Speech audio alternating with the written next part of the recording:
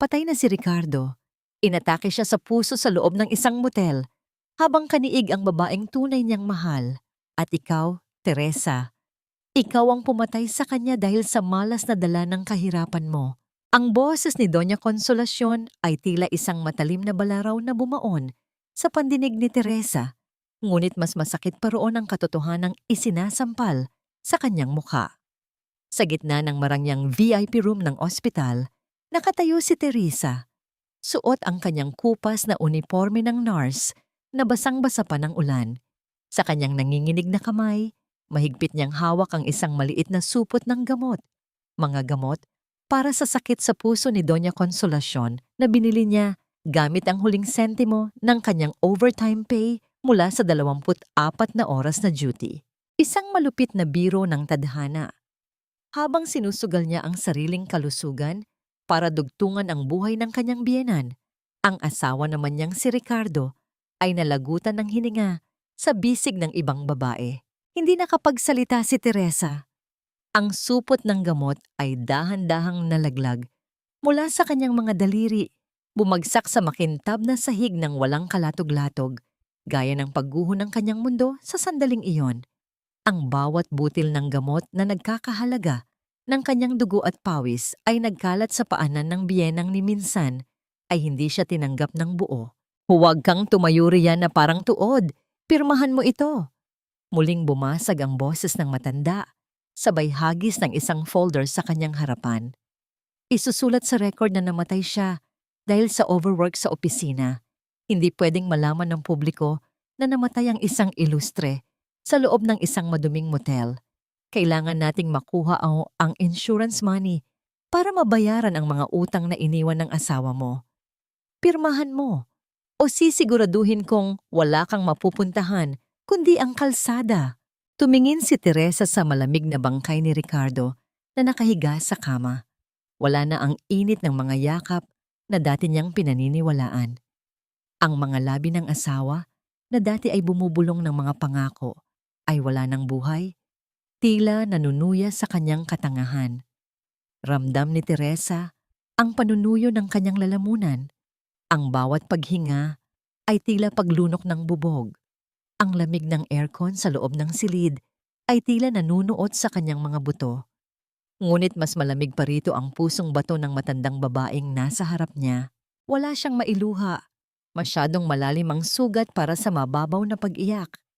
Ang kanyang mga kamay, na sanay magligtas ng buhay, ay tila na paralisa, hindi magawang abutin ang pluma. Sa kanyang isipan, nagpaulit-ulit ang imahe ng kanyang pagsasakripisyo.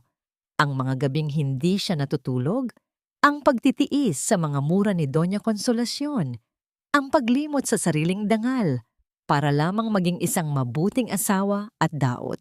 Utang na loob mo sa amin ang lahat, Teresa. Pagpapatuloy ng biyenan, ang boses ay puno ng lason at gaslighting. Kami ang nagahon sa iyo sa putikan ng mapangasawa mo si Ricardo. Ngayon, bayaran mo ang utang na yon sa huling pagkakataon. Isang pirma lang, at mananatiling malinis ang pangalan ng pamilya. Isang pirma lang, at hindi ka magmumukhang kaawa-awang asawang iniwan para sa kabit. Tumingala si Teresa, pilit na hinahanap ang kahit katiting na liwanag sa madilim na silid. Ang kanyang puso na dati ay puno ng pagmamahal ay tila unti-unting nagiging abo. Sa bawat tibok nito, may isang bahagi ng kanyang pagkatao ang namamatay, ngunit may isang bagong damdamin ang nagsisimulang sumibol. Isang malamig na puot na kasing talim ng scalpel. Ito ba ang halaga ng kanyang katapatan? Ito ba ang dulo ng landas na pinili niyang lakaran ng may pagpapakumbaba? Dahan-dahang iniangat ni Teresa ang kanyang paningin sa kanyang biyenan. Ang kanyang mga mata, na dati ay puno ng pagsunod, ay tila naging mga uling na nagbabaga sa ilalim ng malamig na ulan. Sa gitna ng katahimikan ng silid, isang tanong ang umalingaw-ngaw sa kanyang isipan. Isang katanungang hindi niya binigkas, ngunit ramdam sa bawat hibla ng kanyang paghinga. Hanggang kailan dapat manahimik ang isang pusong dinurog ng paulit-ulit? At ano ang mangyayari kapag ang taong wala nang natitirang mawawala ay natutong lumaban. Kinuha ni Teresa ang pluma. Ang kanyang kamay ay hindi na nanginginig. Ngunit bago pa sumayad ang dulo nito sa papel, isang malakas na katok sa pinto ang nagpabago sa timpla ng hangin. Isang lalaking nakauniporme ng militar ang pumasok. Ang mukha ay seryoso at bakas ang paggalang. "Colonel, kailangan niyo pong sumama sa amin. May emergency sa kampo." Nanlaki ang mga mata ni Doña Consolacion sa narinig. Ang pluma sa kamay ni Teresa ay nanatiling nakabitin sa hangin. Tila isang linyang naghihiwalay sa kanyang nakaraan at sa isang lihim na nakatakdang sumabog. Huwag mong isipin na dahil tinawag kang colonel ng kung sinong baliw na lalaking yon ay may halaga ka na sa pamamahay na ito. Dito, ikaw ay asawa lamang ng anak ko na namatay dahil sa kamalasan mo. Ang boses ni Doña Consolacion ay parang latigo na humahagupit sa katahimikan ng madaling araw. Habang ang buong bansa ay nahihimbing sa ilalim ng malamig na ulan, si Teresa ay nakaluhod sa sahig ng sala. Pinupunasan ang mga bakas ng putik na naiwan ng mga bisitang dumalo sa mabilis at palihim na burol ni Ricardo. Isang linggo na ang lumipas mula ng gabing iyon sa ospital. Ngunit ang bigat sa dibdib ni Teresa ay tila isang malaking bato na lalong bumibigat sa bawat araw. Ang sundalong tumawag sa kanya noong gabing iyon ay mabilis niyang pinaalis sa pamamagitan ng isang matalim na tingin. Isang tingin na tanging ang isang pinuno lamang ang nakakaalam kung paano ibigay. Hindi pa ito ang oras. Hindi pa siya handang hubarin ang balat kayo ng isang mapagtiis na manugang. "Opo, Mama. Tapos na po ako rito sa sala." Mahinang sagot ni Teresa. Ang kanyang boses ay walang buhay, tila isang hanging dumadaan lamang sa mga pasilyo ng malaking bahay. "Mama, sino ang nagsabi sa'yong pwedeng mo akong tawaging Mama?" Ang matanda ay nakatayo sa itaas ng hagdan. Suot ang kanyang mamahaling satin na pantulog. Ang mukha ay puno ng pandidiri. "Tinanggap ka lang namin dito dahil nagmakaawa si Ricardo noon. Sabi niya, wala kang pamilya, wala kang matuluyan. Utang na loob mo sa amin na hindi ka natutulog sa ilalim ng tulay. At ngayong wala na ang anak ko, ikaw ang magbabayad ng lahat ng pagkukulang niya." Tinitigan ni Teresa ang basahang hawak niya. Ang kanyang mga palad ay magaspang, hindi dahil sa gawaing bahay, kundi dahil sa mga taon ng paghawak ng armas at pagliligtas ng mga sugatang sundalo sa gitna ng bakbakan sa Mindanao. Ang irony ng kanyang sitwasyon ay tila isang malupit na saksak sa kanyang puso. Siya na kinikilalang Lady Nightingale sa mundo. Sa mundo ng militar, ang babaeng walang kinatatakutan sa harap ng mga bala ay heto ngayon. Tinitingnang parang basahan ng isang matandang ang tanging alam ay magsugal at manliit ng kapwa. Dahan-dahang tumayo si Teresa. Ang kanyang likod ay bahagyang nakayuko. Isang postura ng pagkukunwari na unti-unti nang nagiging pasakit. Pumasok siya sa kusina para itabi ang mga gamit sa paglilinis. Sa bawat hakbang, nararamdaman niya ang panginginig ng kanyang mga tuhod. Hindi ito dahil sa takot, kundi dahil sa matinding pagod.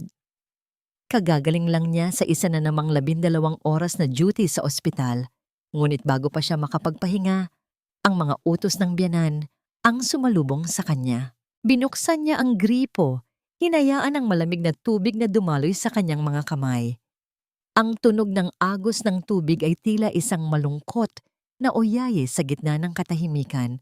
Naalala niya ang mga salita ni Ricardo noong bago sila ikasal. "Teresa, protektahan kita. Hindi kita pababayaan." Napangiti si Teresa ng mapait. Ang proteksyong ipinangako ni Ricardo ay naging isang kulungan ng dusa. Ang pag-ibig na akala niya ay kanlungan ay isa palang patibong na binuo ng kasinungalingan. Napatingin siya sa maliit na bintana ng kusina, tanaw ang malawak na hardin na unti-unting nilalamon ng dilim ng gabi. Nasaan ang katarungan para sa mga pusong tapat? Bulong niya sa sarili, ang kanyang boses ay tila isang panalangin na nawawala sa hangin. Paalis na sana siya sa kusina nang marinig niya ang mahinang pag-uusap mula sa silid ni Doña Consolacion sa itaas. Ang matanda ay may kausap sa telepono at ang tono ng boses nito ay hindi ang karaniwang mataray na tono, kundi isang boses na puno ng pakikipagsabwatan. "Huwag kang mag-alala, Corazon," sabi ng matanda.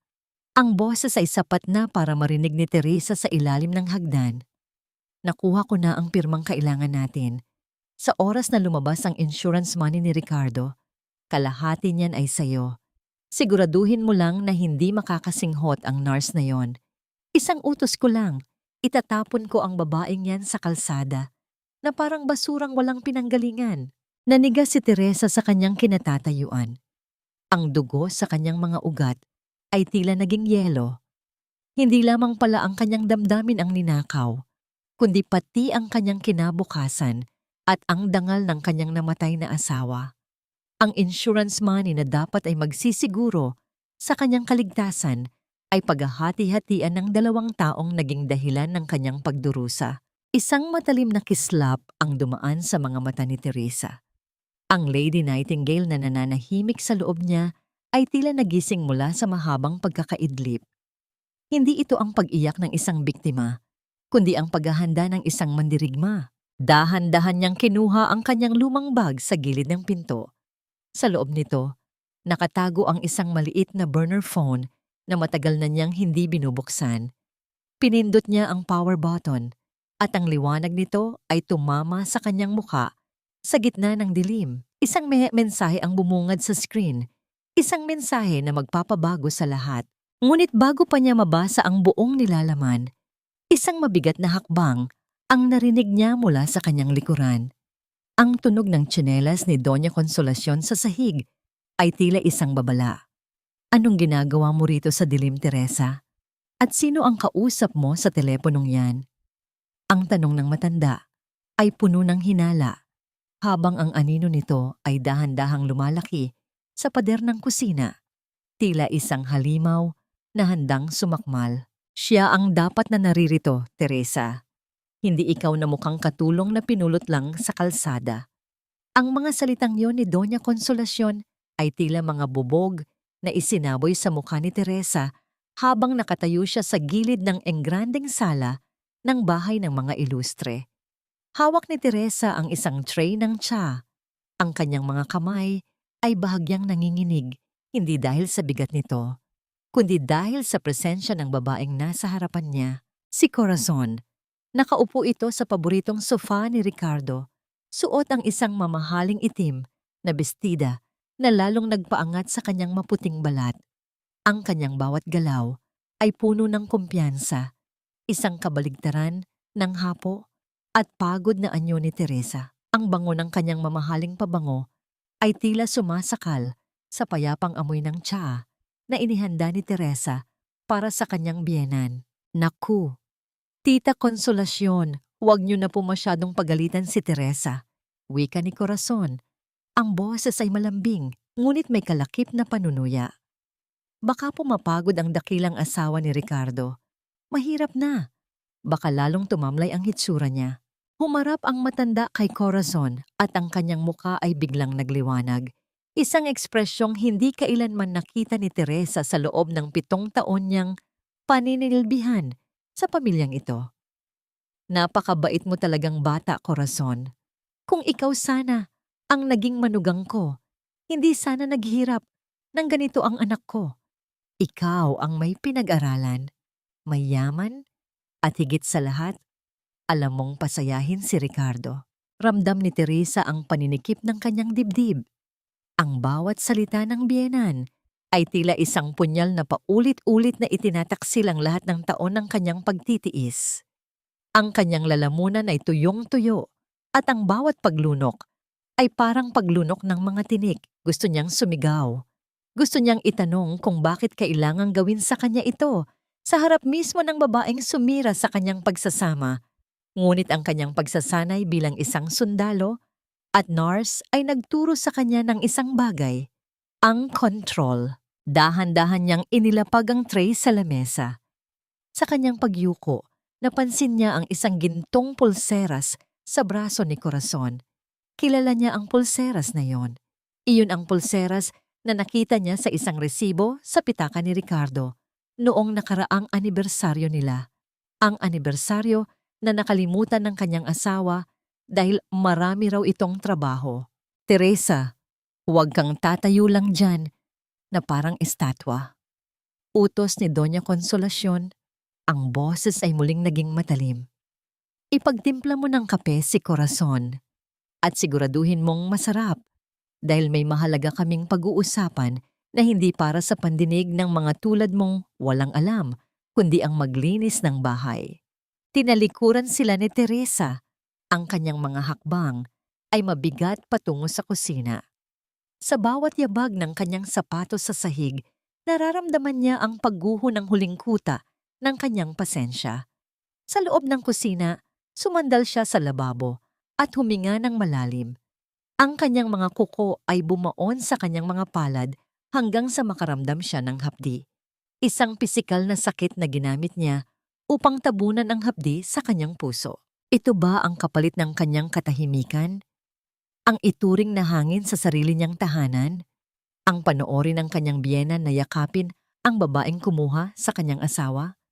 Bumalik siya sa sala, dala ang kape, ngunit bago pa siya makalapit, narinig niya ang tunog ng papel na inilalapag sa lamesa.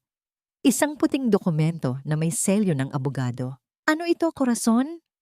Tanong ni Doña Consolacion. Ang boses ay puno ng kuryosidad. Ito po ang huling hiling ni Ricardo, tita. Sagot ni Corazon, habang nakatingin ng diretso sa mga mata ni Teresa, nakapapasok lang. Bago siya mawala, gumawa siya ng isang deed of assignment. Nakasaad dito na ang bahay na ito at ang lahat ng ari-ariang nakapangalan sa kanya ay inililipat na sa ilalim ng pangalan ko. Tila huminto ang mundo ni Teresa. Ang tasa ng kape na hawak niya ay dahan-dahang tumagilid at ang mainit na likido ay dumaloy sa kanyang kamay, ngunit hindi niya naramdaman ang pagkapaso. Ang tanging nararamdaman niya ay ang malamig na katotohanan na mas masakit pa sa kamatayan. Ang bahay na binuo niya ng pawis, ang bahay na itinuring niyang tanging santuwaryo ay ibinigay ng kanyang asawa sa ibang babae. Imposible. Bulong ni Teresa, ang kanyang boses ay tila galing sa ilalim ng lupa. Tumayo si Corazon, lumapit sa kanya at bumulong sa kanyang tainga nang sapat na silang dalawa lang ang makarinig. Hindi ka lang niya niloko sa kama, Teresa. Niloko ka rin niya sa papel. Wala kang halaga sa kanya mula pa noong una. Napatingin si Teresa sa dokumento at doon nakita niya ang pamilyar na lagda ni Ricardo. Ang lagdang dati ay nakasulat sa mga liham ng pag-ibig para sa kanya. Ngayon ay nakasulat sa isang papel na magtatapon sa kanya sa kawalan. Ngunit sa gitna ng kanyang pagkawasak, isang maliit na detalye sa dokumento ang nakakuha ng kanyang atensyon. Isang selyo na tanging noang mga taong may mataas na ranggo sa militar ang makakaunawa na may mali. Hindi ka luluha dahil sa kanila, Teresa. Ang mga luhang iyan ay para sa mga taong karapat-dapat at ang mga ilustre ay hindi kabilang sa listahang iyon.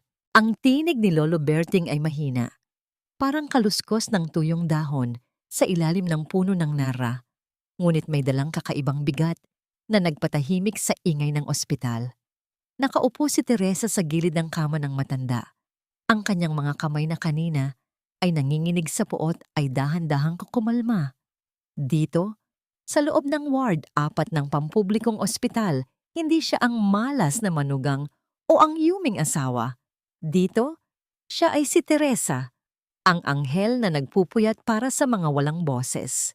Minsan, kailangan nating dumaan sa pinakamadilim na gabi para makita ang tunay na ningning ng ating mga bituin. Pagpapatuloy ni Lolo Berting, ang kanyang mga mata ay nakapako sa mga palad ni Teresa na may mga paltos at sugat. Nakikita ko sa mga mata mo ang isang agila, Teresa, isang agilang pilit na itinatali ang sariling mga pakpak para lamang sa isang pangako. Hanggang kailan mo titiisin ang gapos na yan? Pilit na ngumiti si Teresa, ngunit ang kanyang mga mata ay nanatiling mapanglaw. Utang ko po ang buhay ko sa alaala ni Ricardo, Lolo. Iniligtas niya ako noon. Akala ko, sapat na yon para tiisin ang lahat. Ang utang na loob ay hindi dapat maging isang habambuhay na parusa. Sagot ng matanda bago ito inubo ng mahina. Ang tunay na bayani ay hindi iyong laging nagsasakripisyo, kundi iyong nakakaalam kung kailan dapat tumayo para sa sarili. Paglabas ni Teresa sa silid ni Lolo Berting, tila naging mas malinaw ang bawat detalye sa paligid niya. Ang amoy ng alkohol, ang mahinang paghalinghing ng mga pasyente, at ang patak-patak na tubig mula sa sirang gripo sa hallway ay tila mga nota ng isang malungkot na simponya. Ngunit sa likod ng kanyang pagiging nurse, ang isipan niya ay bumalik sa dokumentong ipinakita ni Corazon. Ang selyo ng notaryo. May isang maliit na uka sa gilid nito na tanging daw ang mga dumaan sa military intelligence ang makakapansin. Isang palatandaan ng isang pekeng dokumento na ginawa sa ilalim ng presyon. Nagtungo si Teresa sa kanyang lumang apartment, ang maliit na silid na itinago niya mula sa pamilya Ilustre. Ang bawat hakbang niya sa lumalanggit-ngit na hagdan ng kahoy ay parang pagbabalik sa kanyang tunay na pagkatao. Sa ilalim ng kanyang lumang kama, kinuha niya ang isang kinakalawang na kahon na bakal. Narinig ang mahinang pag-angat ng trangka ng bakal habang binubuksan niya ito. Sa loob, naroon ang kanyang lumang uniforme ng militar. Puting-puti, malinis, at puno ng mga dekorasyong hindi kailanman nakita ni na Doña Consolacion. Ang Juan Chungchien Kongkwan-i ay kumikinang sa ilalim ng mahinang liwanag ng bumbilya. Hinawakan niya ang tela. Ang gaspang nito ay tila nagbigay ng kuryente sa kanyang mga ugat. Kasabay nito ay ang isang lumang larawan niya kasama ang isang lalaking nakauniforme ng general, ang kanyang ama. Nabalik lamang ang diwa ni Teresa nang makarinig siya ng tunog ng makina ng sasakyan sa labas. Mula sa bintana, nakita niya ang isang itim na SUV na may plakang pangmilitar na nakaparada sa tapat ng gusali. Isang lalaking matikas ang tindig ang bumaba at tumingin sa paligid. Tila may hinahanap. Napahawak si Teresa sa kanyang dibdib. Ang kanyang hininga ay bumilis. At ang bawat tibok ng kanyang puso ay tila isang tambol na nagbababala ng digmaan. Ang mundo niya sa ospital at sa bahay ng mga Ilustre ay nagsisimula ng mabuwag. Ang mga anino ng kanyang nakaraan ay unti-unti nang humahabol sa kanya. At sa pagkakataong ito, hindi na niya magagawang magtago sa ilalim ng puting uniforme ng isang simpleng nurse. Handa na ba siyang muling maging Lady Nightingale? O mas gugustuhin niyang manatiling biktima sa ilalim ng got sapatos ng kanyang biyenan? Lumingon muli si Teresa sa kahon na bakal. Doon, sa ilalim ng kanyang mga huansyong, nakatago ang isang lihim na listahan. Ang listahan ng lahat ng ari-arian na tunay na pagmamayari ni Ricardo bago ito mabulag ng pag-ibig kay Corazon. Isang tanong ang naglaro sa kanyang isipan habang nakatingin sa sasakyan sa labas. Sino ang tunay na naghahanap sa kanya? At ito ba ang magiging kaligtasan niya o ang huling pako sa kanyang krus? Ang bawat pagkaing nakahain sa hapag ay nagmula sa pagod ng aking mga kamay. Ngunit ako ang tanging walang karapatang tumikim nito nang may dangal. Ang bango ng nilutong adobo at mainit na sinigang ay humahalimuyak sa loob ng marangyang dining room ng mga Ilustre. Ngunit para kay Teresa, ang bawat singaw ng pagkain ay tila usok na sumasakal sa kanyang lalamunan. Nakatayo siya sa gilid, suot ang kanyang apron na may bahid pa ng harina, habang pinagmamasdan ng kanyang biyenan at ang babaeng umagaw sa kanyang asawa na magkasalong kumakain. Ilang taon ding pinagsilbihan ni Teresa ang hapag na ito. Dati, kahit malamig ang pakikitungo ni Ricardo, nakaupo pa rin siya sa tabi nito. Ngunit ngayong gabi, ang selyadong upuan na dapat ay sa kanya ay inuokupan na ni Corazon. Naku Teresa, bakit nakatayo ka pa riyan? Nakalimutan mo na ba ang pwesto mo? Puna ni Doña Consolacion bago humigop ng sabaw. Doon ka sa kusina kumain. Ayokong makakita ng taong mukhang pagod at dugyot habang kaniig ko ang aking paboritong bisita. Tita, baka naman po nagugutom na rin siya. Hirit ni Corazon. Sabay haplos sa kanyang leeg kung saan nagniningning ang isang gintong kwintas. You know, nursing is such a dirty job. Nakaka-stress siguro ang mag-alaga ng mga taong malapit ng mamatay. Di ba, Teresa? Kaya siguro, ang bilis mong tumanda. Hindi sumagot si Teresa. Nanatili siyang nakayuko. Ang kanyang mga mata ay nakapako sa sahig. Sa loob ng kanyang isipan, naririnig niya ang boses ng kanyang mga kasamahan sa militar. Ang mga utos na nagpapatakbo ng isang buong batalyon. Ngunit dito, kailangang maging bingi ang kanyang mga tainga sa bawat insulto. Dahan-dahan siyang lumapit para lagyan ng tubig ang baso ni Corazon. Sa pagkakataong yon, hindi niya napigilang mapatingin sa kwintas na suot ng babae. Iyon ang disenyo na ipinangako ni Ricardo sa kanya noong nakaraang Pasko. Ang regalong sinabi nitong hindi pa kayang bilhin. Ang hapdi sa puso ni Teresa ay tila isang apoy na unti-unting lumaliyab. Anong tinitingin-tingin mo sa alahas ni Corazon? Ang boses ni Doña Consolacion ay biglang tumalas, puno ng babala. Nandidiri ka ba dahil alam mong hinding-hindi ka magkakaroon ng ganyan? O baka naman nag-iisip ka na kung paano mo yan nanakawin? Hindi po, Mama. Mahinang sagot ni Teresa. Tinitingnan ko lang po kung gaano kabagay sa kanya ang mga bagay na hindi para sa kanya. Biglang tumahimik ang paligid. Ang tunog ng kutsara at tinidor na tumama sa porselanang pinggan ay tila isang hudyat ng panganib. Namutawi ang isang tensyong kasing bigat ng isang paparating na bagyo. Namula sa galit ang mukha ni Doña Consolacion, ang kanyang mga mata ay nanlilisik habang nakatingin sa manugang. Ang lakas na ng loob mong sumagot ngayon, ha? Dahan-dahang tumayo ang matanda, hawak ang mangkok ng mainit pang sinigang. Akala mo ba ay may puwang pa ang pagmamataas mo sa pamamahay na ito? Ang tanging papel mo rito ay magsilbi, at ang pagsilbi ay nangangailangan ng pagpapakumbaba. Bago pa makakilos si Teresa, marahas na itinagilig ni Doña Consolacion ang mangkok. Ang mainit na sabaw ay bumuhos, dumaloy sa braso at kamay ni Teresa. Walang onomatopeya sa silid, tanging ang malakas na paghingal ni Teresa habang nararamdaman ang matinding hapdi ng pagkapaso sa kanyang balat. Ang bawat patak ng mainit na likido ay tila mga karayom na tumutusok sa kanyang laman. Ngunit sa halip na sumigaw, lalong hinigpitan ni Teresa ang pagkakahawak sa telang hawak niya. Ang puting usok mula sa kanyang napasong balat ay tila isang simbolo ng kanyang katuwiran na unti-unti nang nilalamon ng kawalang hiyaan ng iba. Ayan ang nababagay sa mga taong hindi marunong tumingin sa kanilang pinanggalingan, sabi ni Doña Consolacion habang marahang pinupunasan ang kanyang mga kamay ng napkin. Linisin mo ang kalat na yan. At pagkatapos, pumasok ka sa kwarto mo at wag na huwag kang lalabas hanggat hindi ko sinasabi. Naiwan si Teresa sa sahig, nakaluhod sa gitna ng mga nagkalat na gulay at sabaw. Ang sakit sa kanyang kamay ay matindi, ngunit ang apoy na nagliliyab sa kanyang kalooban ay masigit pa sa anumang paso.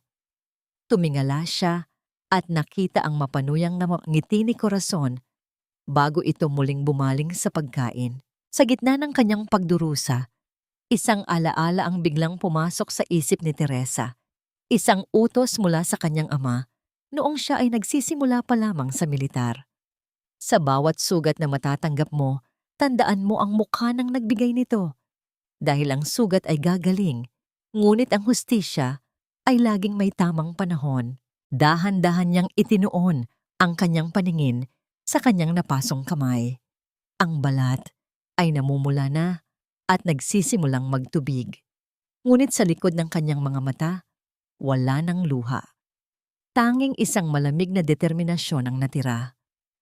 Habang pinupunasan niya ang sahig gamit ang kanyang nanginginig na kamay, isang tanong ang hindi mawala sa kanyang isipan. Sino ang unang bibigay kapag ang Lady Nightingale ay tuluyan ng naging isang mandaragit? At sa labas ng bahay ang itim na sasakyang militar ay nanatiling nakaparada. Ang mga ilaw nito ay tila mga matang nagmamasid sa gitna ng kadiliman. Huwag kang umasang may matitira pa sa'yo, Teresa. Ang lahat ng pag-aari ni Ricardo, pati na ang huling sentimo ng insurance niya, ay nakaplano na kung saan pupunta. At siguradong hindi iyon sa bulsa ng isang nurse na tulad mo. Ang tinig ni Doña Consolacion ay narinig ni Teresa mula sa kabilang panig ng pinto ng silidaklatan, bago pa man siya tuluyang makapasok para magligpit ng mga kalat. Ang boses ng matanda ay puno ng kumpiyansa, tila isang hari na naghahati-hati ng kanyang nasasakupan. Pumasok si Teresa sa silid na parang isang anino. Ang kanyang braso na napaso ng mainit na sabaw ay nakabalot na ngayon ng puting gasa. Sa bawat kislot ng kanyang balat sa ilalim ng tela, isang matalim na hapdi ang gumuguhit sa kanyang kalamnan. Ngunit sa halip na dumaing, ang kanyang mukha ay nanatiling blanko, isang maskara ng kapayapaan na itinuro sa kanya ng maraming taon sa battlefield. Dahan-dahan niyang kinuha ang mga baso ng wine na iniwan ni na Doña Consolacion at Corazon. Sa kanyang pagyuko, napansin niya ang isang piraso ng papel na bahagyang nakasingit sa ilalim ng isang makapal na libro sa lamesa. Sa isang mabilis at sanay na galaw, kinuha niya ito at itinago sa loob ng kanyang bulsa. Nang makabalik siya sa kanyang maliit at madilim na silid, sa dulo ng pasilyo, doon lamang siya huminga ng malalim. Ang tunog ng kanyang sariling paghinga ay tila isang babala sa katahimikan ng gabi. Inilabas niya ang papel at binuksan ito sa ilalim ng mahinang liwanag ng isang flashlight. Ang kanyang puso ay tila huminto sa pagtibok. Ito ay isang kopya ng medical report ni Ricardo mula sa ospital. Ang tunay na report bago ito palitan ng huwad na dokumentong pinapirmahan sa kanya. Ayon sa papel, hindi lamang simpleng atake sa puso ang kinamatay ni Ricardo. May mga bakas ng gamot sa kanyang dugo na hindi dapat naroon. Mga gamot na magpapabilis sa tibok ng puso ng isang taong may mahinang kondisyon. Ramdam ni Teresa ang panlalamig ng kanyang mga kamay. Ang bawat letra sa papel ay tila mga anino na sumasayaw sa kanyang harapan. Ang pagtataksil ni Ricardo ay masakit, ngunit ang posibilidad na ang sarili nitong ina at kabit ang nagtulak sa kanya sa hukay para sa pera ay isang katotohanang mas mahirap lunukin. Hindi rito nagtatapos ang kanyang natuklasan. Sa likod ng papel, may mga sulat kamay na listahan ng mga halaga, mga utang sa sugal ni Doña Consolacion na umaabot sa milyon-milyong piso. Ang bawat numero ay tila isang kadena na nagpapaliwanag kung bakit desperado ang matanda na makuha ang insurance at ang ari-arian ni Ricardo. Napaupo si Teresa sa gilid ng kanyang kama. Ang lamig ng sahig sa kanyang paanan ay tila nanununot sa kanyang mga buto. Naalala niya ang bawat pagsusumikap niya para makatulong sa pamilyang ito. Ang bawat gabing wala siyang tulog para lang mabigyan ng maayos na buhay ang asawang tinalikuran siya sa huli. Ang kanyang paningin ay nanlabo dahil sa luhang pilit niyang pinipigilan. Ang bawat patak ng luhang muntik nang kumawala ay tila isang simbolo ng kanyang huling panghihinayang. Ngunit bago pa man ito tuluyang dumanas sa kanyang pisngi, hinigpitan niya ang pagkakahawak sa dokumento. Ang tunog ng pagkayukot ng papel sa kanyang kamao ay tila isang hudyat ng pagtatapos ng kanyang pagiging biktima. Ito ba ang halaga ng buhay mo, Ricardo? Bulong niya sa dilim. Ang kanyang boses ay puno ng pait at matinding determinasyon. Ipinagpalit kanila sa pera at ngayon, ako ang gagawing pambayad sa mga kasalanan nila. Isang biglang pagkatok sa kanyang pinto ang bumasag sa kanyang pag-iisip. Ang tunog ng kahoy na tinatamaan ng matitigas na kuko ay tila isang banta mula sa labas. Teresa, alam kong gising ka pa. Lumabas ka rito at ipaghanda mo ako ng mainit na gatas. Ang sigaw ni Doña Consolacion ay puno ng awtoridad at kawalang galang. Dahan-dahang itinago ni Teresa ang dokumento sa ilalim ng kanyang kutsyon.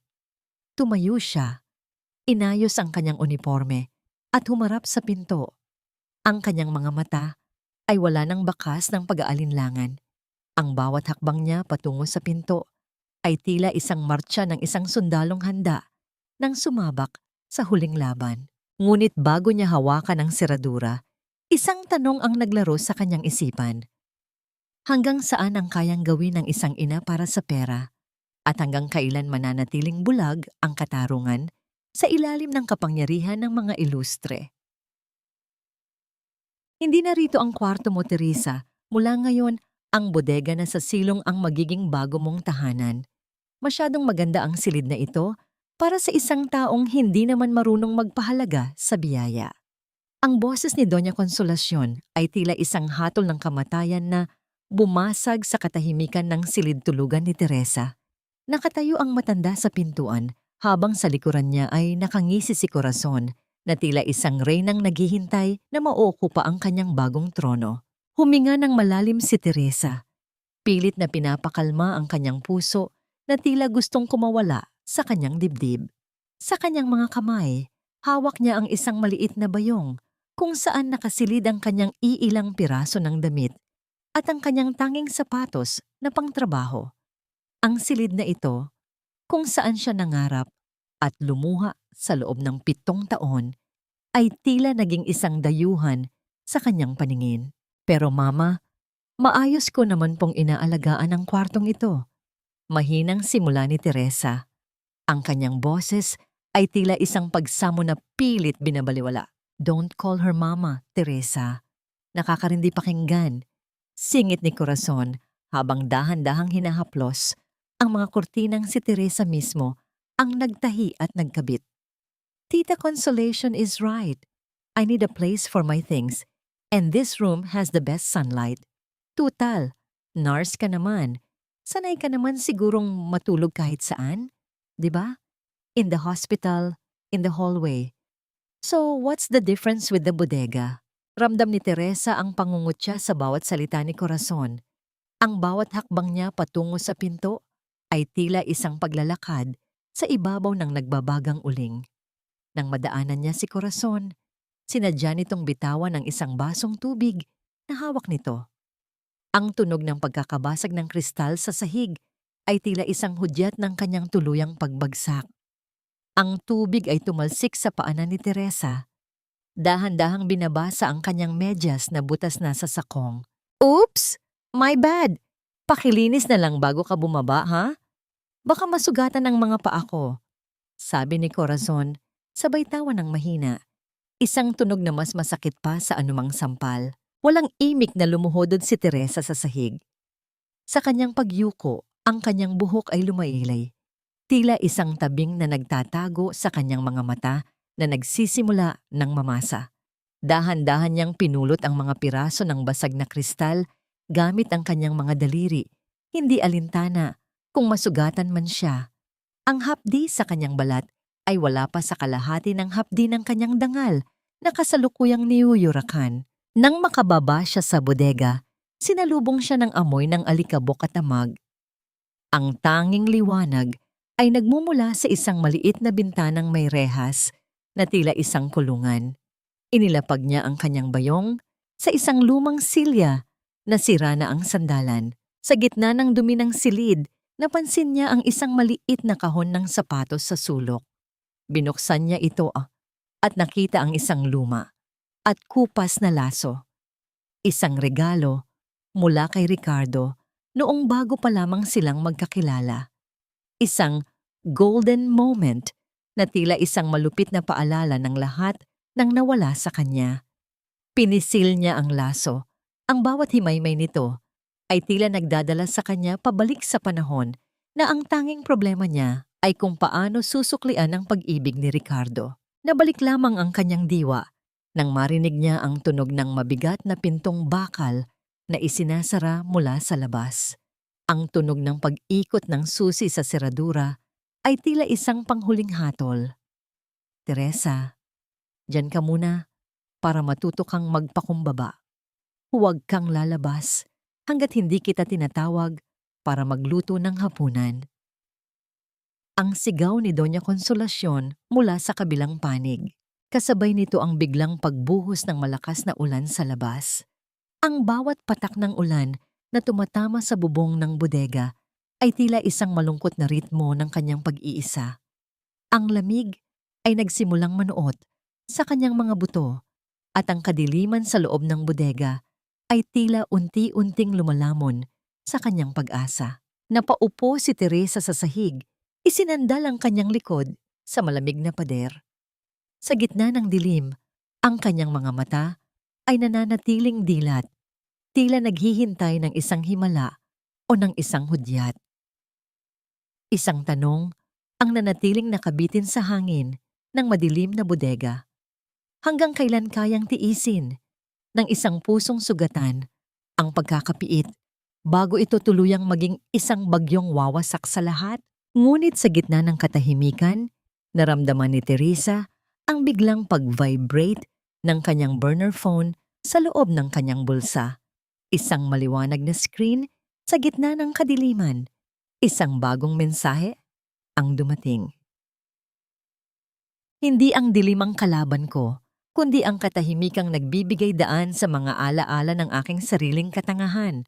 Ang boses na yon sa isipan ni Teresa ay tila isang malamig na tubig na gumising sa kanyang natutulog na diwa. Nakaupo siya sa sahig ng madilim na bodega. Ang kanyang likod ay nakasandal sa magaspang na pader na may amoy ng lumang kahoy at alikabok. Sa gitna ng kadiliman, ang tanging liwanag ay ang maliit na screen ng kanyang burner phone na naglalabas ng asul na kislap sa kanyang mukha. Ang agila ay handa nang lumipad. Sabihin mo lang ang oras, ma'am. Hindi namin hahayaang mabulok ka sa hawlang iyan. Ito ang mensaheng bumungad sa kanya. Isang mensahe mula sa kanyang pinakatiwalang tauhan sa militar. Ang taong nakasama niya sa mga pinakamadilim na gabi sa kagubatan ng Mindanao. Ramdam ni Teresa ang mabilis na pagtibok ng kanyang puso. Hindi dahil sa takot, kundi dahil sa adrenaline na matagal na niyang kinalimutan simula nang piliin niyang maging isang simpleng nurse at asawa. Ngunit hindi pa ito ang oras. Sa loob ng 7 taon, ang Lady Nightingale ay natutong maghintay. Ang katarungan ay parang isang operasyon. Hindi ito pwedeng madaliin. Kailangan ang bawat hiwa ay wasto at may layunin. Dahan-dahang tumayo si Teresa. Ramdam niya ang pangangalamig ng kanyang mga binti. Ngunit pinilit niyang tumayo ng tuwid. Ang bawat kislot ng kanyang kalamnan ay tila isang paalala na sa ilalim ng kanyang saganang pasensya ay may isang mandirigmang handang sumabog. Lumapit siya sa pintong bakal na naghihiwalay sa kanya sa labas. Hinawakan niya ang seradura. Nararamdaman ang lamig ng metal sa kanyang mga daliri. Gamit ang isang maliit na piraso ng kawad na nakuha niya sa loob ng isang sirang electric fan sa bodega, sinimulan ni Teresa ang pagpihit sa kandado. Ang kanyang mga kamay, na sanay sa paghawak ng scalpel at baril, ay gumagalaw ng may presisyon. Ang tunay na tunog ng pagpihit ng kandado ay tila isang mahinang buntong hininga ng bakal sa gitna ng katahimikan, isang hudyat na ang kanyang pagkakapiit ay isang opsyon lamang at hindi isang permanenteng kalagayan. Nang bumukas ng bahagya ang pinto, hindi siya agad lumabas. Nanatili siyang nakatago sa anino, nakikinig sa mga boses na nagmumula sa itaas ng hagdan. Ang halakhak ni Corazon ay narinig niya, isang tunog na puno ng tagumpay at kawalang hiyaan. Hayaan mo siyang mabulok doon, tita. Bukas, kapag lumabas na ang tseke, itatapon natin siya sa malayo. Walang maniniwala sa isang baliw na nurse na nawalan ng asawa. Wika ni Corazon. Siguraduhin mo lang na wala siyang makukuhang ebidensya, Corazon. Ang mga dokumentong nakuha natin ay kailangang masunog na bago pa may makakita. Sagot ni Doña Consolacion, ang boses ay puno ng kaba na pilit itinatago sa ilalim ng awtoridad. Ngunit may isa pang boses, isang boses ng lalaki na hindi pamilyar kay Teresa. Isang boses na malalim at may dalang banta. Huwag ninyong maliitin ang babaeng yan. Nakita ko ang mga mata niya kanina. Hindi iyon mata ng isang ordinaryong nurse. Kung ako sa inyo, tapusin na natin ito ngayong gabi. Nanigas si Teresa sa kanyang kinatatayuan. Ang presensya ng ikatlong tao ay isang variable na hindi niya inaasahan. Sino ang lalaking ito? At ano ang tunay na papel niya sa pagkawala ni Ricardo? Sa gitna ng kanyang pakikinig, isang malakas na tunog ng kidlat ang gumuhit sa kalangitan. Kasunod ang malakas na kulog na yumanig sa buong bahay. Sa saglit na liwanag ng kidlat, nakita ni Teresa ang isang aninong mabilis na bumababa sa hagdan patungo sa bodega. Ang anino ay may hawak na isang bagay na kumikinang sa dilim, isang bagay na tila isang patalim. Ang pinto ng bodega ay muling bumukas ng malakas at isang lalaking nakamaskara ang pumasok. Ang mga mata ay nanlilisik sa galit. Hindi na nagdalawang isip si Teresa. Ang kanyang katawan ay automatikong gumalaw, isang reflexes na hinubog ng mga taon ng pakikidigma. Ngunit bago pa man sila magpangabot, isang nakapandidiring amoy ng gasolina ang nagsimulang pumasok sa loob ng bodega. Ang tunog ng pagbagsak ng isang bote at ang biglang pagliliyab ng apoy sa pintuan ang nagpabago sa lahat.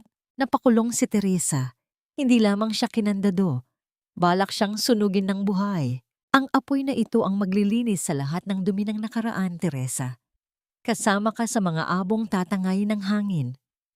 Ang tinig ni Corazon mula sa labas ng pintong bakal ay tila isang malupit na halakhak ng demonyo sa gitna ng nagngangalit na init. Sa loob ng madilim at makitid na bodega, ang bawat paghinga ni Teresa ay tila paglunok ng nagbabagang uling. Ang makapal at maitim na usok ay dahan-dahang gumagapang sa kisame, tila isang higanting anino na handang sumakal sa kanya. Ang irony ng sitwasyong ito ay tila isang malupit na biro. Ang bodega na kinalalagyan niya ay ang mismong lugar kung saan niya itinatago ang mga lumang kagamitan ni Ricardo na ayaw nang makita ni Doña Consolacion, ang mga alaala ng asawa na pinagsilbihan niya ng buong katapatan. Ngayon, ang mga alaalang iyon ang nagiging mitya ng kanyang kamatayan. Ang amoy ng nasusunog na papel at lumang tela ay humahalo sa masangsang na amoy ng gasolina. Sa gitna ng lumalakas na init, naramdaman ni Teresa ang biglang pag-atake ng lalaking nakamaskara. Ang matalas na patalim nito ay gumuhit sa hangin, muntik nang sumayad sa kanyang leeg. Ngunit hindi isang ordinaryong nurse ang kaharap nito. Sa kabila ng panghihina ng katawan dahil sa gutom at pagod, ang mga reflexes ni Teresa bilang isang Lady Nightingale ng militar ay nagising. Hindi siya sumigaw. Ang kanyang katahimikan ay tila isang nakakabinging banta. Sa isang mabilis na galaw, ginamit ni Teresa ang maliit na kahon ng kanyang mga gamit sa nurse para harangin ang saksak ng lalaki. Ang tunog ng bakal na tumatama sa plastik ay tila isang hudyat ng kanyang pagbabalik. Gamit ang isang pressure point sa braso ng kalaban na tanging mga eksperto sa combat medicine ang nakakaalam. Napilitan ng lalaki na bitawan ang kutsilyo. Sino ang nag-utos sa'yo? Ang boses ni Teresa ay malamig pa sa yelo. Sa kabila ng apoy na nakapaligid sa kanila, hindi sumagot ang lalaki. Sa halip ay mabilis itong tumakas palabas sa maliit na bintanang rehas na sadyang kinalas na pala ng maaga. Naiwan si Teresa sa gitna ng lumalapad na apoy. Ang pintong bakal ay nanatiling nakakandado mula sa labas. Ramdam niya ang pagbigat ng kanyang talukap dahil sa kakulangan ng oxygen. Ang kanyang puso ay tumitibok ng mabilis, tila isang tambol na nagbababala ng paghinto. Sa gitna ng panganib, dahan-dahan niyang inabot ang kanyang kahon na bakal, ang sisidlan ng kanyang mga medalya at ang larawan ng kanyang ama. Ito ang kanyang golden moment. Sa halip na sariling buhay ang isipin, ang dangal ng kanyang pamilya at ang sakripisyo ng kanyang ama ang huli niyang pinanghawakan. Niyakap niya ang kahon at ang lamig ng bakal nito sa kanyang dibdib ay nagbigay sa kanya ng huling lakas. Mula sa itaas, narinig niya ang boses ni Doña Consolacion na sumisigaw, ngunit hindi ito sigaw ng saklolo. Sunog! Corazon! Tumawag ka ng bumbero! Sabihin mo nag-overheat ang lumang kable sa bodega dahil sa kapabayaan ni Teresa. Ang malas na babaeng yan, pati ang bahay natin ay gustong idisgrasya. Ang gaslighting ay nagpapatuloy hanggang sa huling sandali. Pinaplano na nila ang kwento ng kanyang aksidente. Gamit ang kanyang basang apron para takpan ang kanyang ilong at bibig, gumapang si Teresa patungo sa sulok kung saan naroon ang maliit na bintanang ginamit ng salarin. Ang apoy ay humahalik na sa kanyang mga paa. Ang hapdi ng pagkapaso ay muling gumigising sa kanyang diwa. Sa bawat pag-ubo niya, ramdam niya ang pagkapunit ng kanyang baga. Ngunit bago pa man siya tuluyang mawalan ng malay, isang malakas na paghampas mula sa labas ang yumanig sa bintanang rehas. Ang tunog ng bakal na nabunot mula sa semento ay tila isang tugon sa kanyang mga panalangin. Isang lalaking nakaunipormeng pangmilitar ang sumulpot sa gitna ng usok. Ang mga mata nito ay puno ng pag-aalala at galang. "Ma'am, kapit lang ma'am. Nandito na kami." Nang mailabas siya sa naglalagablab na bodega, ang unang nakita ni Teresa sa gitna ng malabong paningin ay ang kanyang biyenan at si Corazon na nakatayo sa hardin, pilit na nagpapakita ng takot sa harap ng mga kapitbahay. Ngunit nang magtagpo ang kanilang mga mata, ang takot sa mukha ni Doña Consolacion ay naging tunay na sindak. Hindi ang bangkay ni Teresa ang nakita nila, kundi ang isang Lady Nightingale na duguan, may uling sa mukha. Ngunit may mga matang nagliliyab sa hustisya. Yakap ang isang kahon na bakal na magiging mitya ng kanilang pagkawasak. Isang huling tingin ang ibinigay ni Teresa bago siya isinakay sa ambulansya. Isang tingin na nagsasabing, "Ang apoy na sinimulan ninyo ay ang siyang tutupok sa inyong mga kasinungalingan." Ngunit sa loob ng ambulansya, bago siya tuluyang pumikit, may napansin si Teresa sa loob ng kanyang kahon. Isang bagay na hindi niya pag-aari. Isang USB drive na nakabalot sa isang duguang panyo. Akala mo ba? Porke buhay ka pa ay tapos na ang laro. Mas mabuti pa sanang naging abo ka na lang kasama ng bodegang yon, Teresa. Dahil ngayon, sisiguraduhin kong sa kulungan ang tuloy mo. Ang tinig ni Doña Consolacion ay tila isang malupit na hagupit sa gitna ng maputing silid ng ospital. Nakahiga si Teresa sa matigas na kama. Ang kanyang mga kamay at braso ay balot ng makapal na gasa. Ang bawat tibok ng kanyang puso ay nagdadala ng hapdi sa kanyang mga sugat. Ngunit ang sakit na dulot ng mga salita ng kanyang biyenan ay mas matindi pa sa anumang pasong natamo niya mula sa apoy. Sa tabi ng matanda, nakatayo si Corazon, payapang humihigop ng kape na tila ba wala silang kinalaman sa muntik ng pagkamatay ni Teresa kagabi. Ang amoy ng disinfectant sa loob ng ward ay humahalo sa halimuyak ng mamahaling pabango ni Corazon, isang kombinasyong nakakasuka para kay Teresa. Sunog ang bodega, Teresa. At ang sabi ng mga investigador, may nakitang bote ng gasolina sa loob. Patuloy ni Doña Consolacion habang dahan-dahang lumalapit sa kama. Sino pa ba ang may balak magpakamatay, kundi ang desperadang asawa na iniwan ng mahal niya? Sinubukan mong sunugin ang bahay ng mga ilustre at iyan ang kasalanang hindi ko mapapalampas. Hindi nakapagsalita si Teresa. Ang kanyang lalamunan ay tuyong-tuyo at ang bawat paglunok ay tila may mga bubog na gumagasgas sa kanyang lalamunan. Ngunit ang kanyang isipan ay nananatiling matalas. Alam niya ang laro nila. Pagkatapos siyang tangkaing patayin, ngayon ay gagawin siyang kriminal para tuluyang makuha ang lahat ng sa kanya. Nasaan? Nasaan ang kahon ko? Mahinang tanong ni Teresa. Ang kanyang boses ay tila isang gasgas na bulong. Ito ba? Kinuha ni Corazon ang itim na kahon na bakal mula sa ilalim ng lamesa. Ang kahon ay may mga bakas ng uling, ngunit nananatili itong buo.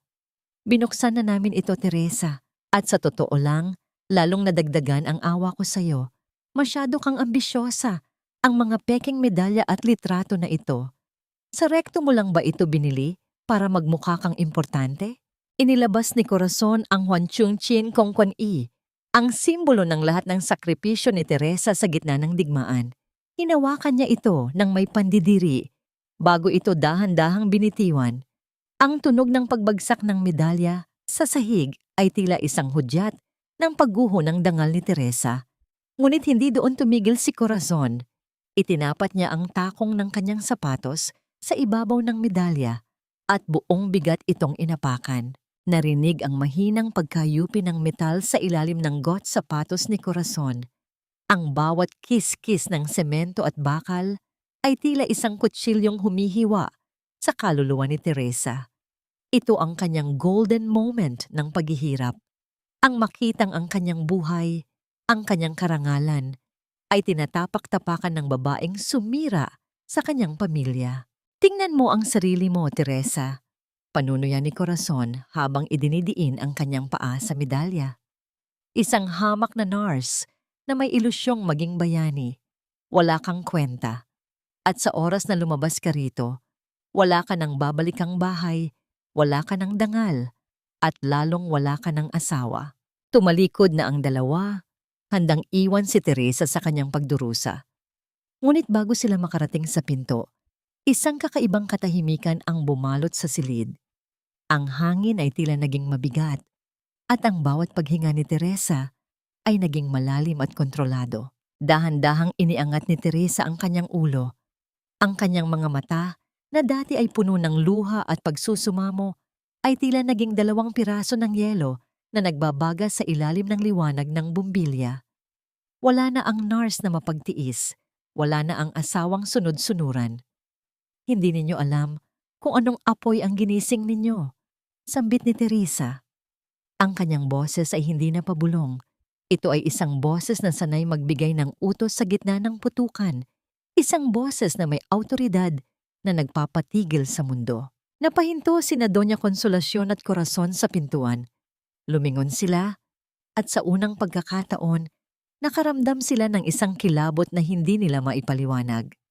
Ang babaeng nakahiga sa kama ay tila hindi na ang Teresa na kilala nila. Ang medalyang inapakan mo, Corazon, ay hindi galing sa rekto. Galing iyan sa dugo ng mga sundalong iniligtas ko habang ikaw ay abala sa paghiga sa kama ng asawa ko. Pagpapatuloy ni Teresa habang dahan-dahang iginagalaw ang kanyang mga daliri na may hawak na isang maliit na bagay sa ilalim ng kumot. Ang USB drive. Ligtas ito. Hindi nila ito nahanap dahil nakatago ito sa loob ng lihim na bulsa ng kanyang bendahe. Lumabas na kayo, malamig na utos ni Teresa. Dahil sa susunod na magkita tayo, hindi na ako ang luluhod sa inyo. Kayo ang magmamakaawa para sa hininga ninyo. Nang makaalis ang dalawa, naiwan si Teresa sa katahimikan ng ward. Ang kanyang puso ay tumitibok ng may bagong layunin. Dahan-dahan niyang inabot ang nayuping medalya sa sahig. Ang hapdi sa kanyang braso ay hindi na niya alintana. Hinalikan niya ang metal at ang lasa ng bakal at uling ay tila isang sumpa ng paghihiganti. Ngunit sa gitna ng kanyang determinasyon, isang nurse ang pumasok sa silid. Ang mukha ay putlang-putla. Ma'am Teresa, may mga pulis sa labas. May warrant of arrest sila para sa inyo. Arson at attempted insurance fraud daw po ang kaso ninyo. Ang mga salitang ito ay tila isang huling pako sa krus. Ngunit si Teresa ay dahan-dahang napangiti. Isang nangiti na kasing talim ng isang scalpel sa gitna ng operasyon. Sumama ka ng mahinahon, Teresa Ilustre. May sapat kaming ebidensya para idiin ka sa kasong arson at tangkang panloloko sa insurance. Ang tinig ng pulis ay malamig at walang emosyon. Tila isang hatol na pinal na hindi na maaaring baguhin. Sa loob ng puting silid ng ospital, ang bawat mata ng mga nurse at pasyenteng dumadaan sa hallway ay nakatuon kay Teresa. Ang bam ng kahihiyan ay mas masakit pa sa bam ng kanyang mga sugat. Ramdam ni Teresa ang lamig ng bakal na naglalapat sa kanyang nanginginig na pulso. Isang tunog ng pagsasara ng kalayaan na hindi niya akalaing mararanasan matapos ang mga taon ng paglilingkod sa bayan. Ito ang mutilated justice na ibinigay sa kanya ng pamilyang minahal niya. Habang ang kanyang mga kamay na sanay magligtas ng buhay ay pinuputungan ng posas, nakita niya sa dulo ng pasilyo sina Doña Consolacion at Corazon. Ang matanda ay nagpapahid ng pekeng luha gamit ang panyo, habang si Corazon ay nakasandal sa pader. Ang muka ay bakas ang isang mapanuyang tagumpay. Kawaawang Teresa, bulong ni Doña Consolacion na sapat na para marinig ng mga taong nakapaligid. Pagkatapos naming buksan ang aming tahanan para sa kanya, ito pa ang isusukli niya? Ang sunugin kami ng buhay para sa pera? Hindi sumagot si Teresa. Ang kanyang mga hakbang patungo sa labas ng ospital ay mabigat. Ang bawat yabag ng kanyang sapatos sa sahig ay tila isang martsa patungo sa sarili niyang bitayan. Ngunit sa ilalim ng kanyang mga bendahe, ang USB drive ay nanatiling nakadikit sa kanyang balat, tila isang piraso ng yelo na nagpapaalala sa kanya na hindi pa tapos ang laban. Pagdating sa presinto, ang ingay ng mga typewriter at ang amoy ng lumang papel at sigarilyo ay bumati sa kanya. Inilagay siya sa isang maliit na silid para sa interogasyon. Ang tanging liwanag ay mula sa isang bumbilyang aandap-andap sa itaas na lumilikha ng mga mahahabang anino sa pader. "Ma'am, kailangan niyo pong magsalita," wika ng isang batang investigator. "Ang mga testimonya ng biyenan niyo at ni Miss Corazon ay sapat na para mabulok kayo sa kulungan. Bakit niyo ginawa iyon?"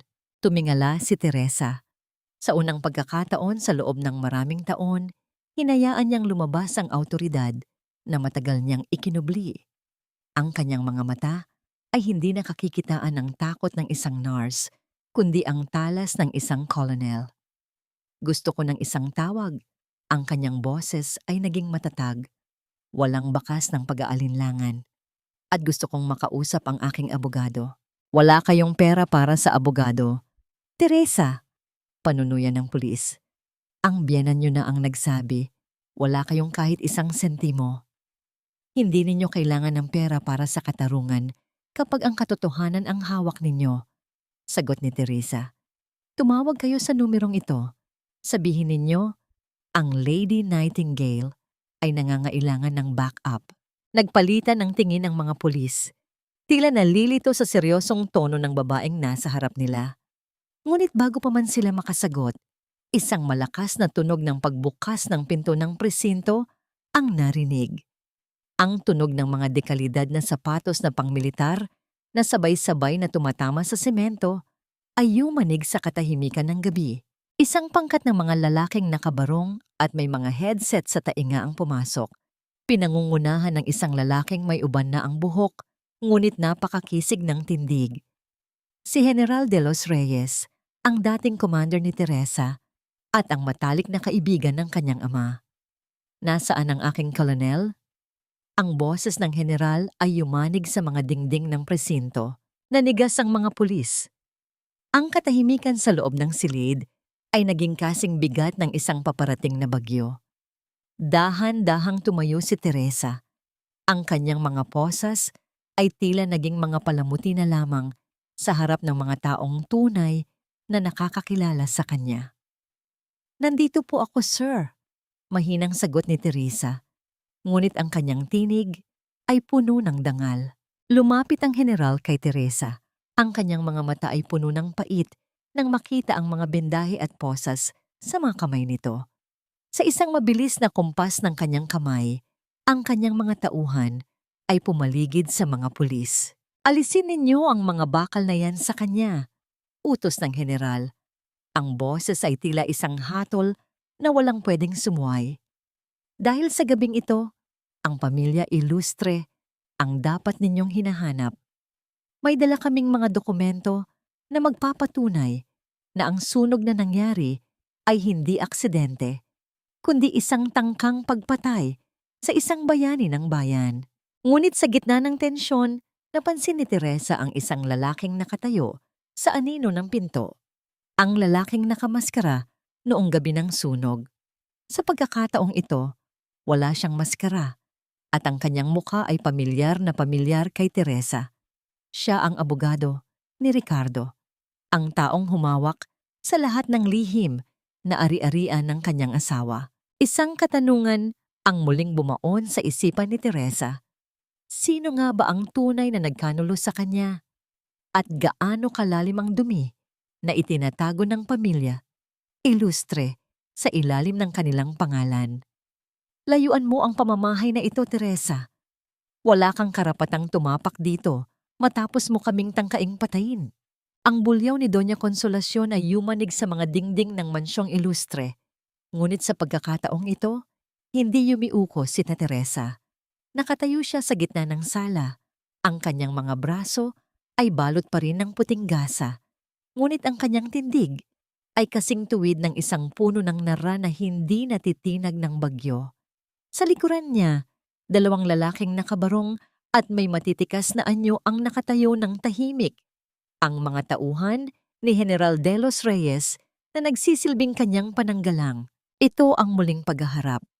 Ang bango ng mamahaling insenso sa sala ay tila lason sa pangamoy ni Teresa, lalo na't kaharap niya ang dalawang babaeng nagplanong gawin siyang abo.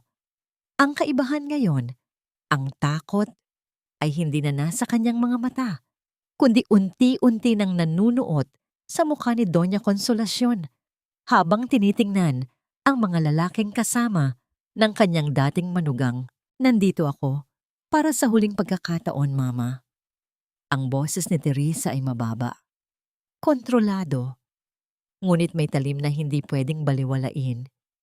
Ibigay ninyo sa akin ang mga dokumentong itinago ninyo, ang tunay na testamento ni Ricardo at ang record ng mga utang ninyo sa sugal. Aminin ninyo ang ginawa ninyong pananadya sa bodega. At baka sakaling mabigyan ko pa kayo ng pagkakataong umalis ng may kaunting dangal. Isang malakas na halakhak ang kumawala kay Corazon, na noon ay pababang hagdan habang hawak ang isang baso ng wine.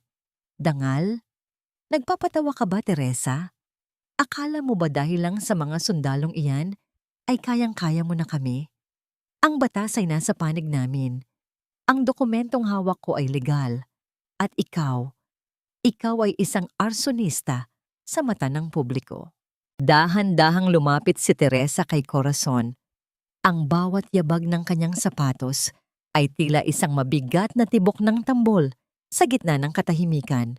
Huminto siya ng ilang pulgada lamang ang layo sa babaeng umagaw sa kanyang asawa.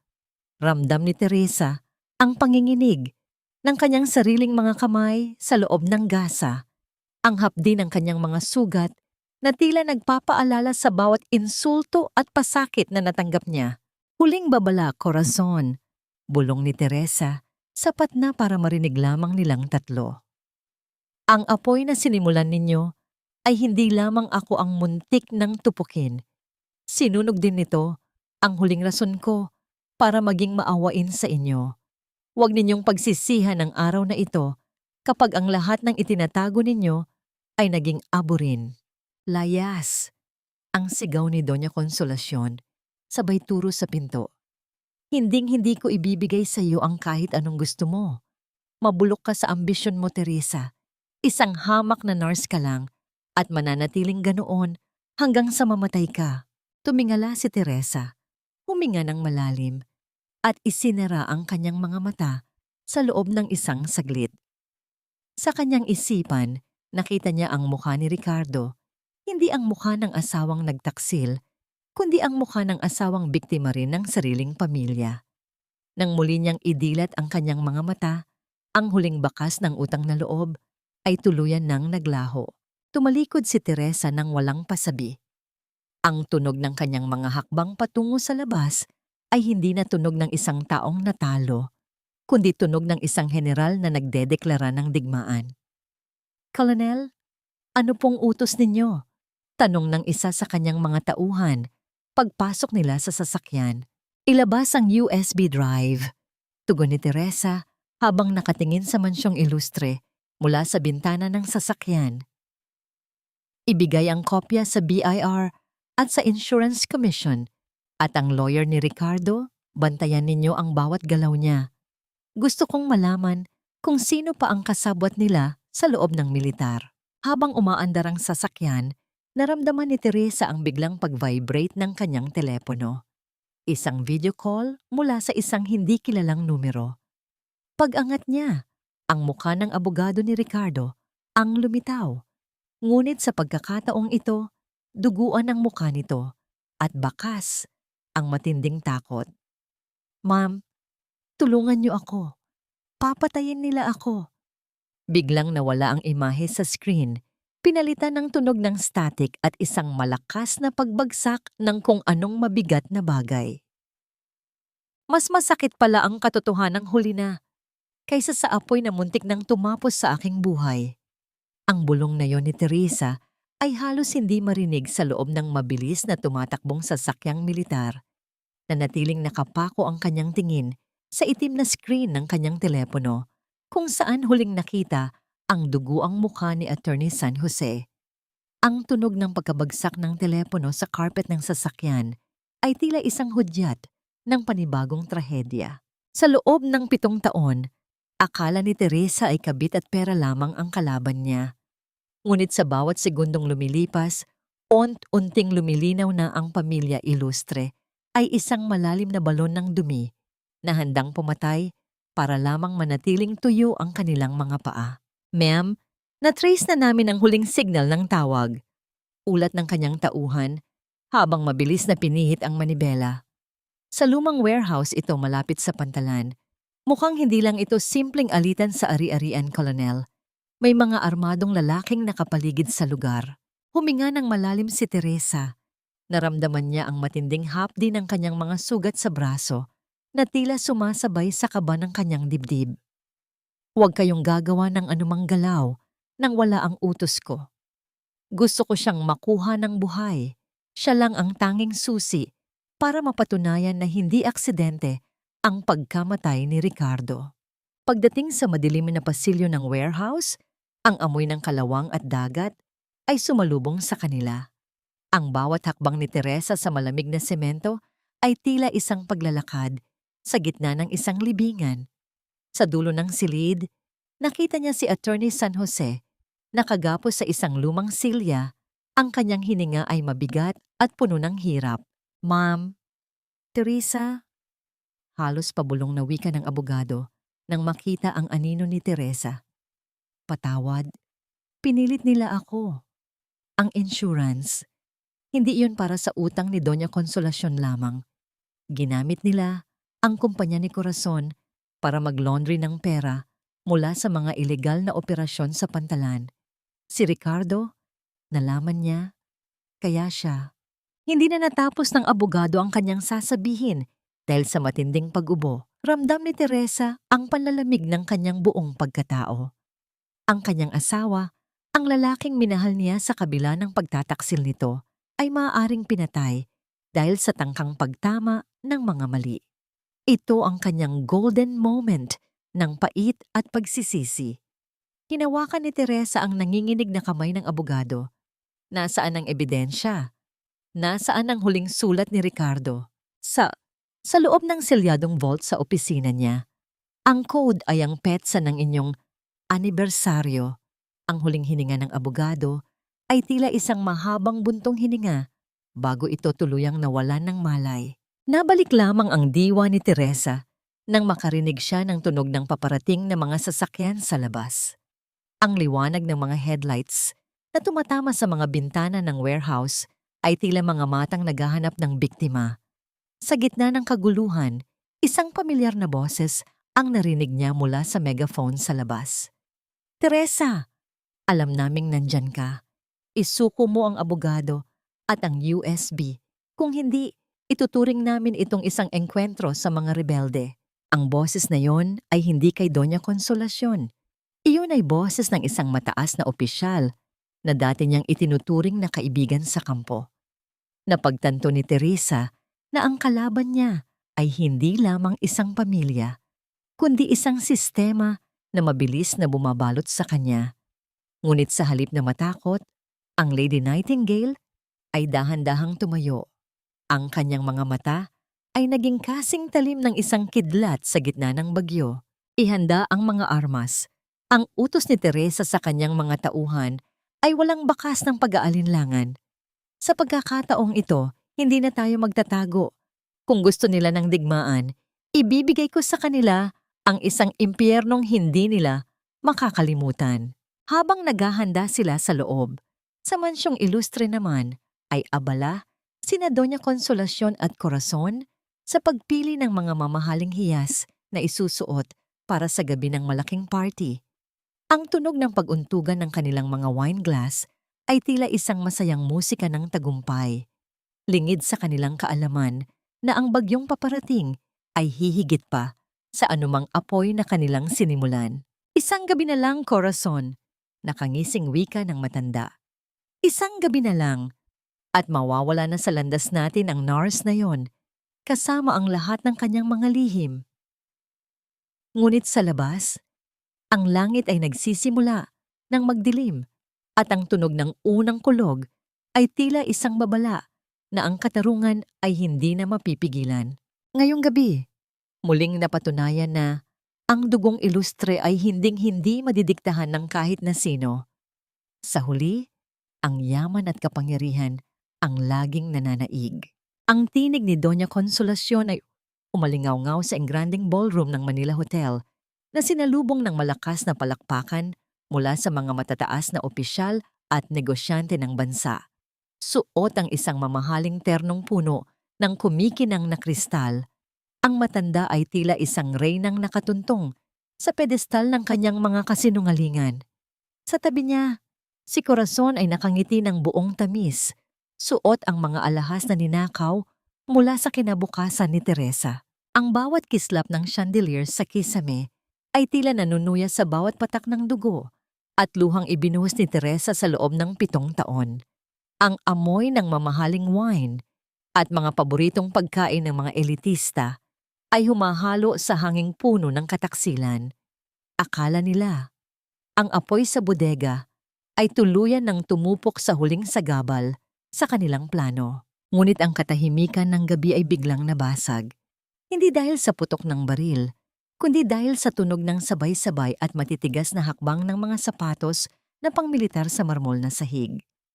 Ang malakas na pagbukas ng mga pintong narira ay lumikha ng isang hanging nagpalamig sa mainit na selebrasyon. Tumigil ang musika. Ang bawat mata sa ballroom ay napalingon sa pasukan. Doon, nakatayo ang isang pangkat ng mga sundalo at sa gitna nila ay isang babaeng tila nagmula sa isang panaginip na punong-puno ng katarungan. Si Teresa, ngunit hindi ang Teresa na nakasuot ng saganang apron o kupas na uniforme ng nurse. Suot niya ang kanyang puting-puting military nurse course full dress uniform. Ang kanyang mga balikat ay may mga gintong epaulets ng isang kolonel at sa kanyang dibdib ang Huan Chung Chien Kongkonwits na may bakas pa ng pagkalkal at pagkabaluktot mula sa got sapatos ni Corazon ay nagniningning ng may kakaibang dangal. Ang mga gasa sa kanyang mga braso ay nakatago sa ilalim ng kanyang manggas, ngunit ang bawat galaw niya ay may dalang awtoridad na nagpatahimik sa buong silid. Ang kanyang mukha, na dati ay puno ng pagsusumamo, ay tila isang pader ng yelo na walang sino mang makakatibag. Cornel? Teresa? Ang pabulong na wika ni Doña Consolacion, ang kanyang baso ng champagne ay dahan-dahang nalaglag mula sa kanyang nanginginig na kamay. Ang tunog ng pagkakabasag ng kristal sa sahig ay tila isang hudyat ng pagtatapos ng kanyang paghahari. Ang selebrasyong ito ay tapos na, Doña Consolacion. Ang boses ni Teresa ay hindi sumisigaw, ngunit umalingaw-ngaw ito sa bawat sulok ng ballroom. Nandito ako hindi bilang manugang ninyo, kundi bilang isang opisyal ng gobyerno na magpapatupad ng batas. Mabilis na lumapit si Corazon. Ang kanyang mukha ay puno ng pilit na tapang. Anong kahibangan ito, Teresa? Umalis ka rito. Security! Paalisin ang babaeng ito. Ngunit walang gwardiya ang kumilos. Sa halip, lumabas si General De Los Reyes mula sa likuran ni Teresa. Dala ang mga selyadong dokumento at isang laptop. Sa isang pindot, Ang malalaking screen sa ballroom na dapat ay magpapakita ng bagong proyekto ni Corazon ay nagpakita ng isang duguang video, ang huling pag-amin ni Attorney San Jose at ang mga transaksyon ng laundering ng pera na nakapangalan sa pamilya Ilustre. Ang mga bulong ng mga bisita ay tila isang nagngangalit na dagat. Ang kahihiyan, hiya, na pinakainiingatan ni Doña Consolacion ay tuluyan ng nagkadurog-durog sa harap ng buong bansa. Patawad, Ricardo, dahil sa huling pagkakataon, kailangan kong gawin ito para sa katarungan. Bulong ni Teresa sa kanyang sarili habang nakatingin sa naglulumpasay na biyenan na pilit nagkukunwaring inaatake sa puso. Lumapit si Teresa kay Corazon, kinuha ang posas mula sa isa sa kanyang mga tauhan at sa isang mabilis na galaw, ang tunog ng pag-ikot ng bakal sa pulso ni Corazon ay naging pinakamatamis na musika para sa mga taon ng pagtitiis ni Teresa. Sabi mo, ang kalsada ang pwesto ko. Malamig na wika ni Teresa sa tainga ni Corazon. Ngunit mukhang ang rehas ang mas bagay sa iyong kulay. Habang pinalalabas ang mga suspek sa gitna ng mga kamera at flash ng media, tumigil si Teresa sa gitna ng ballroom. Ang kanyang puso ay tumitibok ng may kalmado, isang pakiramdam na matagal na niyang hindi nararamdaman. Ang katarungan ay nakamit na, ngunit ang sugat sa kanyang puso ay naroon pa rin. Isang tanong ang nanatili habang pinapanood niya ang pagbagsak ng Imperyong Ilustre. Matatagpuan ba niya ang kapayapaan sa gitna ng tagumpay na ito?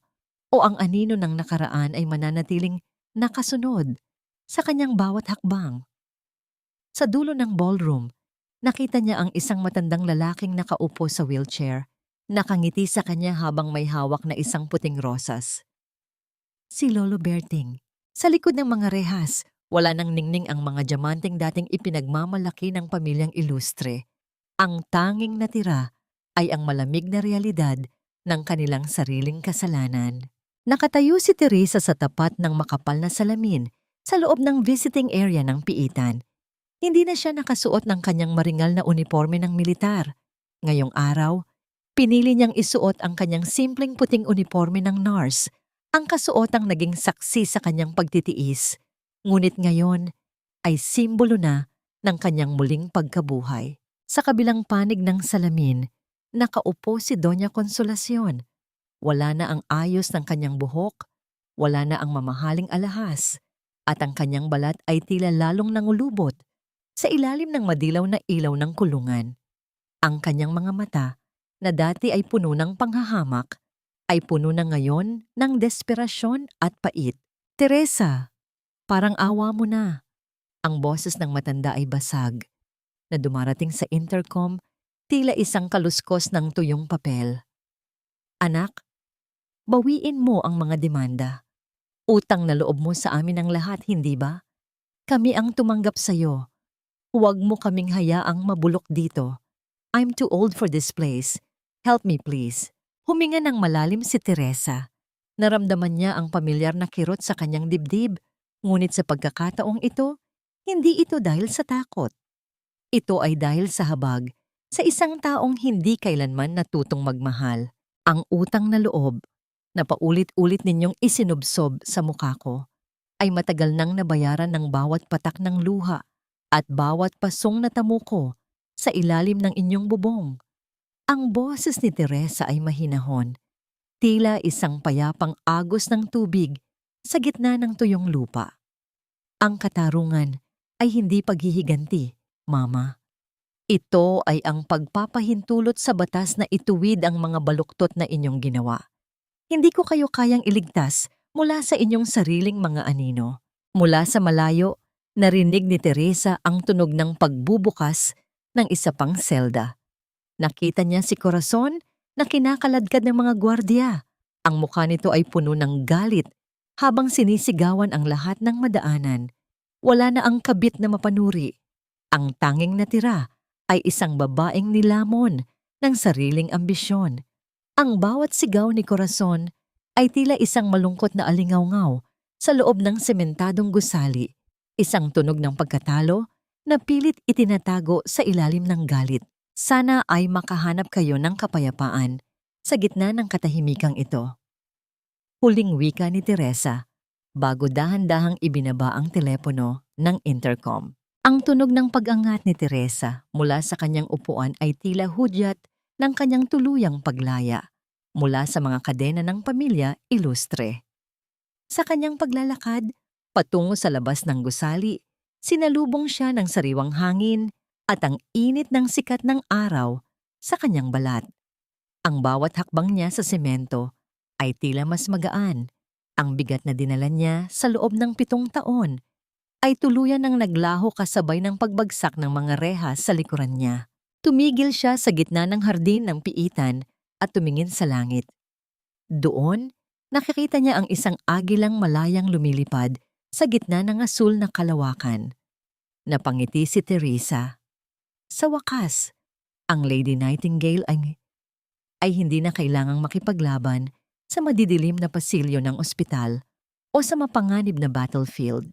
Ang kanyang bagong misyon ay ang hanapin ang sarili sa gitna ng kapayapaang pinaghirapan niyang makamit.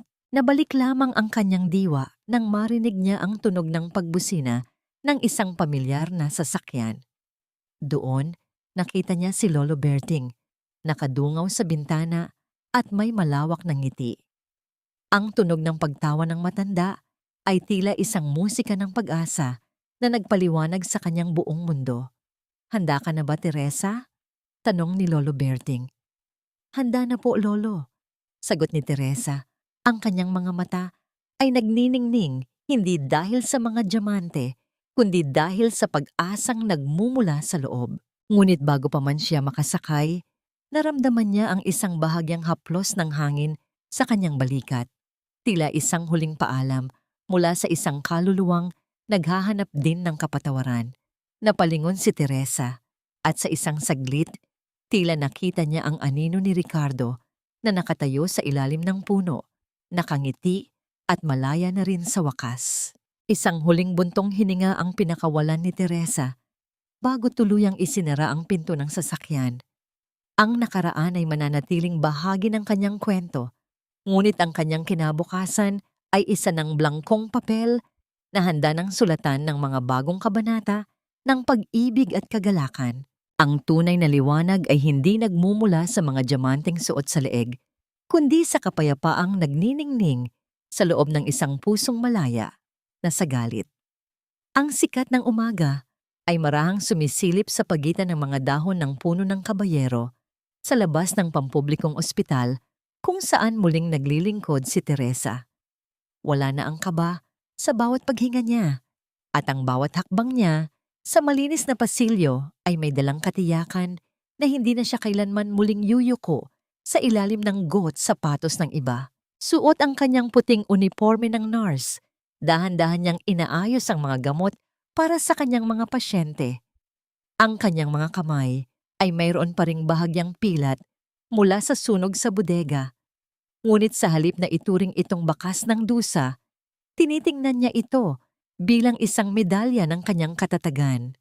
Ang bawat kislot ng kanyang kalamnan ay tila nagpapaalala na ang sugat ay gumagaling at ang katarungan ay may sariling paraan ng pagbabalik sa atin sa tamang landas. "Ma'am Teresa, may naghahanap po sa inyo sa hardin," wika ng isang batang nurse na may malawak na ngiti. Paglabas niya sa maliit na garden ng ospital, nakita niya si Lolo Berting na nakaupo sa ilalim ng silong, may hawak na isang pirasong papel. Ang tunog ng paggaspas ng mga pakpak ng mga ibon sa paligid ay tila isang masayang musika sa pandinig ni Teresa. "Teresa, dumating na ang huling desisyon ng korte," sabi ng matanda. Ang kanyang boses ay puno ng kagalakan. "Ang lahat ng ari-ariang kinuha nila ay ibinalik na sa'yo. Ang mansyong ilustre, ang mga lupain, ikaw na ang tunay na may-ari ng lahat." Huminga ng malalim si Teresa at tumingin sa malayo. Ang mansyong yon na dati ay kulungan ng kanyang kaluluwa ay wala ng kapangyarihan sa kanya. "Lolo, ipagbibili ko ang mansyon. Gagamitin natin ang pondo para magtayo ng isang center para sa mga kababaihang biktima ng pang-aabuso at mga taong nagdurusa sa ilalim ng maling utang na loob. Gusto kong ang pangalang ilustre ay hindi na ituring na simbolo ng pananamantala, kundi simbolo ng tunay na pagkalinga. Napangiti si Lolo Berting, ramdam ang paghanga sa babaeng nasa harap niya. Napakatapang mo talaga, Lady Nightingale. Nabalik lamang ang diwa ni Teresa nang marinig niya ang tunog ng hangin na humahaplos sa kanyang buhok. Naalala niya si Ricardo. Sa loob ng mahabang panahon, ang galit at pait ang namayani sa kanyang alaala rito. Ngunit ngayon, sa gitna ng katahimikan ng hardin, dahan-dahan niyang pinakawalan ang huling bahagi ng kanyang paghihinagpis.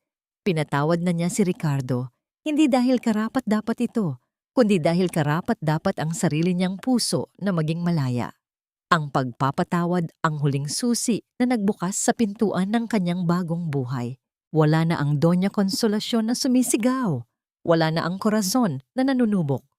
Ang tanging natira ay ang isang Teresa na buo ang pagkatao. Isang colonel na may puso ng isang nurse at isang nurse na may tapang ng isang mandirigma. Dahan-dahan siyang naglakad pabalik sa loob ng ospital. Sa kanyang pagdaan sa harap ng salamin sa lobby, huminto siya ng ilang saglit. Tinitigan niya ang kanyang sariling refleksyon. Ang mga mata niya ay wala ng bakas ng uling o usk.